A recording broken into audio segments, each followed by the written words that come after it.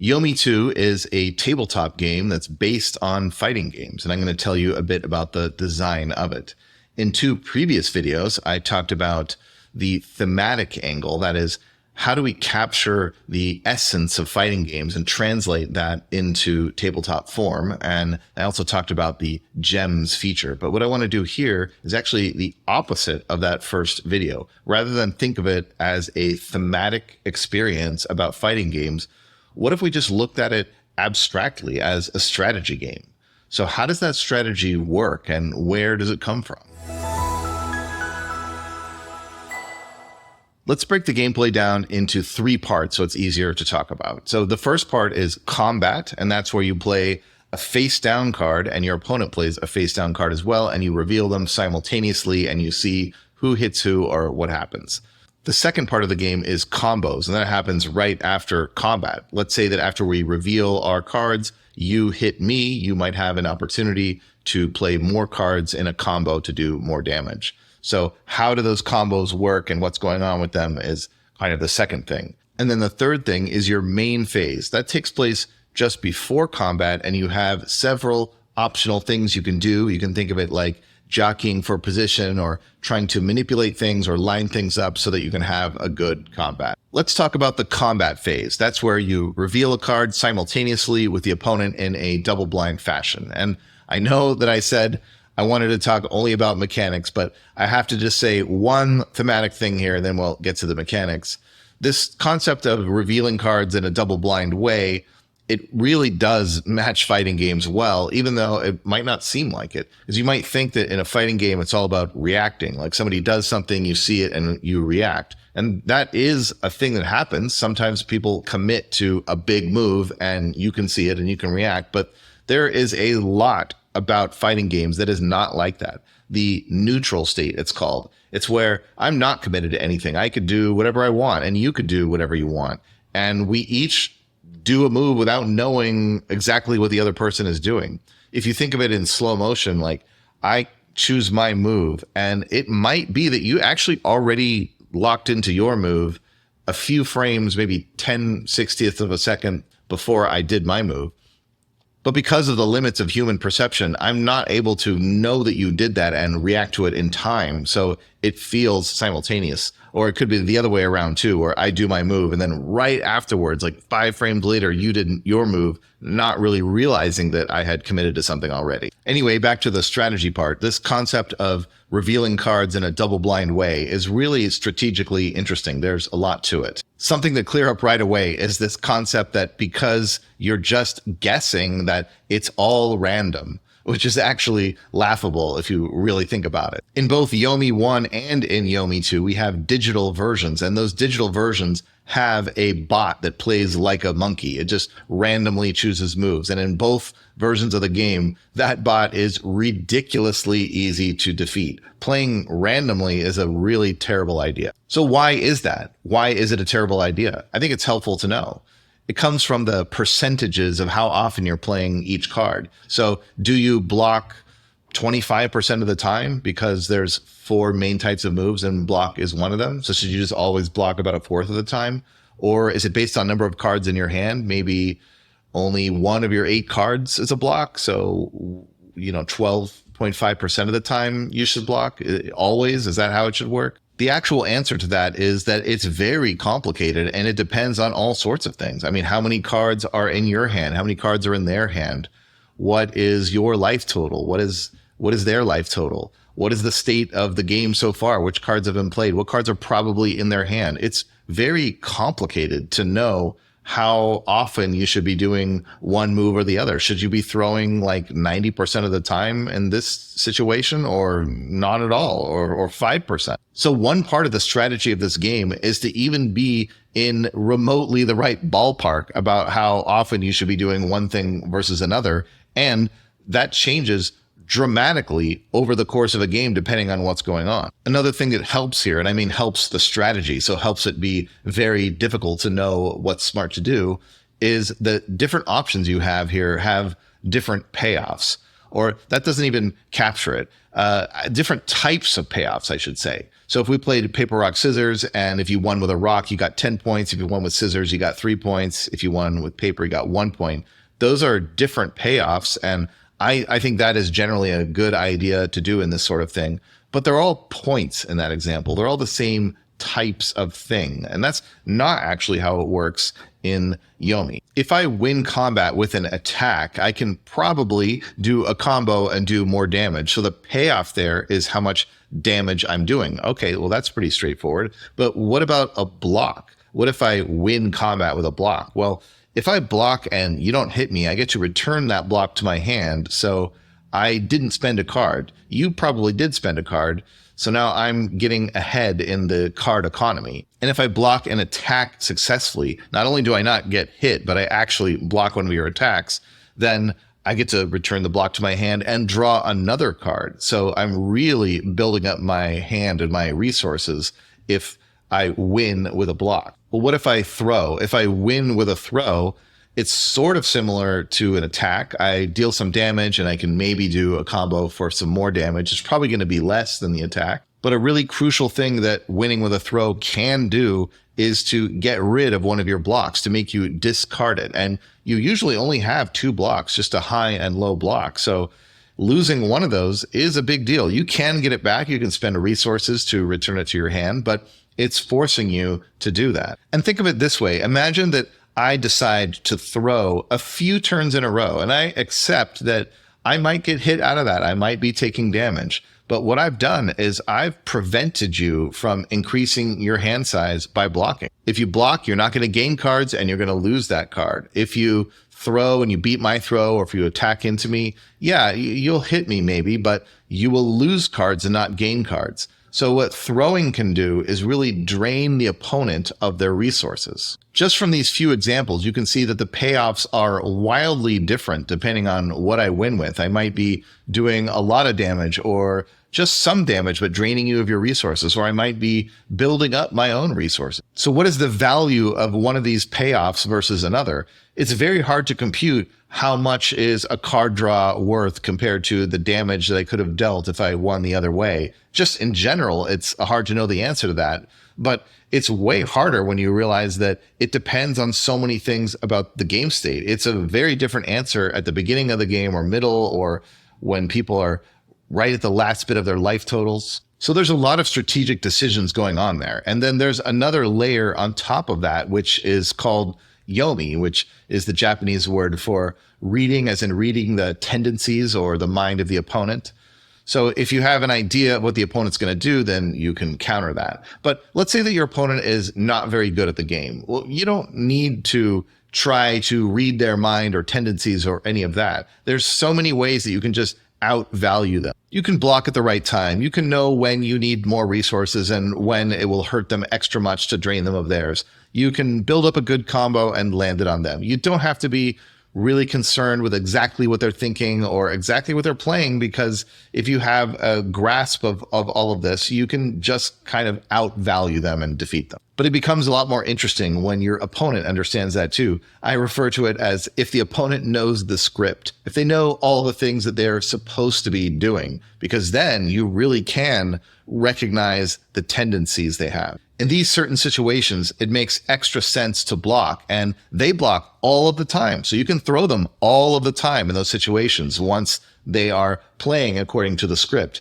That's where the reading or Yomi aspect becomes really interesting, because it's kind of a dance back and forth between, well, I know what I should be doing right now, but should I actually do it, or are you kind of onto me? The next big area of the game is combos. That's after we do combat and we see who hits who, and someone might have a chance to play more cards for more damage. Combos are a really fun part of fighting games, and it's one aspect that translated extremely well to the tabletop form. They are also a really fun part of the card game. The way combos work is that each move has a type that says how it works in combos, and it also has some help text to remind you of what can combo to what. But basically, it works like this. If a move is a starter, then nothing can come before it in your combo. If a move is an ender, then nothing can come after it in your combo. If a move is a linker, then things can go before it and after it in your combo. And if something has the can't combo symbol, then nothing can go before it and nothing can go after it. It's just kind of a one-shot attack. Each character also has normal attacks, punches and kicks, and those have a little bit different of a combo rule. Each one has a letter from the alphabet, one of the first few letters like A, B, C, D, and so forth. And you can combo in sequence. It's called a chain combo. So A, B, C is a chain combo. That really works. But A, B, D, that doesn't work. You can do A, B, but you can't jump to D. What combo should you actually play? Well, that is a very complicated question. The first issue is just which cards do you have in your hand? Do you have cards that go together and make a good combo? Part of it is randomness and luck of the draw, but you have a lot of control over that. Some moves are good to do in a combo, but they're also good to use as your opener, your face down card to actually try to hit someone. So if you really want to save it for your combo, then you have to be cognizant of that. You have to make sure to not use it as your opener so that you can do a better combo later. You also have to factor in how many cards are in your hand. If you have a lot of cards in your hand and you can do a big combo, maybe you should go for it. But if you have only a few cards in your hand and you would really drain yourself and you'd end up with almost no options left, you probably shouldn't do it. And there's things in between where you can do a big combo, but maybe the last couple hits, you'll just hold on to those to not go too low on hand size. There's another really big consideration in combos. And what's fun is that it exactly matches how it works in fighting games in the video game form. Even if you could do any combo you wanted, it's still not clear which you should actually do because of all of the different payoffs involved. One payoff is really simple. It's just how much damage does the combo do? And you might think, well, that's it, right? That's all there is to consider. But no, there are more factors. Some combos can end with you knocking down the opponent. And the way this works is if a move is capable of knocking down, it will only actually knock down if it's the end of your combo. It's the very last hit. Most throws in the game are something you start a combo with, and they'll knock down if you stop right there. But if you keep doing more hits of the combo, then they won't knock down. So sometimes it makes more sense to not maximize your damage, instead end the combo early and get the knockdown. You'll have more cards in your hand, and you'll also have a really advantageous situation next turn where maybe you can land a really good combo. If the opponent is knocked down, they're not able to dodge. They're really subject to your high-low mix-up, and they're going to probably have to block one way or the other. Also, your moves are much faster if they're knocked down. So should you end your combo early because of that? There's also the same kind of thing going on with the edge. The edge is like a miniature version of knockdown. If you have the edge, the opponent can still dodge, but all of your moves are 3 speed faster. You might want to end your combo a little early so that you'll have the edge in the next combat. Your super meter is also a big concern here. Let's say you had the cards A, B, C, normal attacks in your hand. So that's a combo, and you will gain super meter by doing it, by doing that chain combo. When you do A to B, you get 1 level of super meter. And when you do B to C, you gain another level of super meter. So if you have, let's say, a level 2 super in your hand, well, you might want to do that ABC combo to build up the super meter so that you can do the super later, or even later in that same combo, possibly. Even if doing ABC was a worse combo, as in lower damage, than another option you had, because the super meter might be the most important thing. There's a lot going on strategically with combos, and hopefully that was enough to get a taste of it. Now I'll move on to the third portion of the game, which is the main phase, and that takes place right before combat, actually. There's 4 things you can do during your main phase, and they're all optional. The first thing you can do is exchange cards, and I'll tell you what that means in just a second. You can also play an ability card from your hand, or you can power up, which means discarding a pair to get a super card, or you can activate your Gemstorm, which is a powerful once per game thing that's going to give you 2 turns of advantage. I want to focus on that first option, though, exchange. That's the real key. That's a big new feature in Yomi 2, and it's one of the most important features in the whole game. Your normal moves, and that includes attacks, blocks, throws, and dodges, all your normal moves have this exchange icon in the lower right corner. And what that means is that during your main phase, you can exchange or swap a card that has that icon in your hand with one that's in your discard pile. You can only do this once per main phase, though, so it is a limited resource, and there's a lot of different uses for it, so you're pulled in different directions about kind of wanting to use it for this, or should you use it for that? I'll give you one example that I think illustrates all of that. Let's say that in combat, you play your high block, and it turns out that you got thrown. So you lost your high block. It's now in your discard pile. On your next main phase, you could exchange a card with the exchange icon in your hand with that high block so you could get the high block back. What I found that players who are new to the game do that about 100% of the time. And it makes sense at first glance. I mean, it's not a bad move. You really do want your block back. You only have a high and low block. If you don't have a high block, the opponent can do a high move or an overhead in fighting games, and it's basically an unblockable to you. But let's think a little more carefully about the situation. And remember, we only have one exchange we can do during our main phase. So is this one really the smartest one? What if we didn't use it to get the block back? How in trouble are we? It feels really bad not to have a block, but what are we worried about exactly? The opponent might do a high attack. Okay, but maybe we have an attack that's faster than whatever high attack they would do. So we could just hit them with that. Or we might have a really fast move like a dragon punch, or we might have a super that acts that way. There are also dodges. When you dodge, you step out of the way of an attack and then you can hit the attacker back. So maybe we have a dodge. And another angle here is that even if we didn't have that dodge, even if we didn't have the fast attack, even if we didn't have the super, but maybe we have the super meter, but not the card to play it, the opponent doesn't necessarily know any of that. We can be representing that we actually do have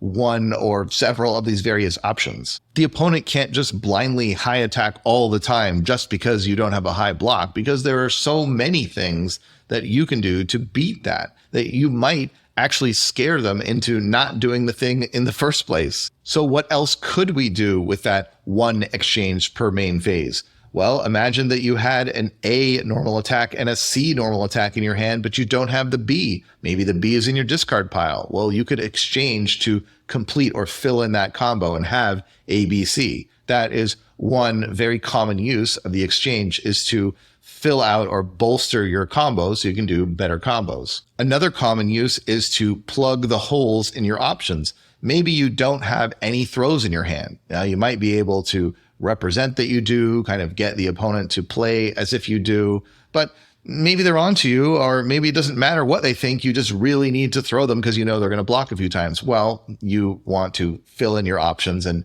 get the throw that you're missing. Or here's another thing you might do. Let's say that you have A, B, C in your hand. Okay, good job. You've got a combo lined up.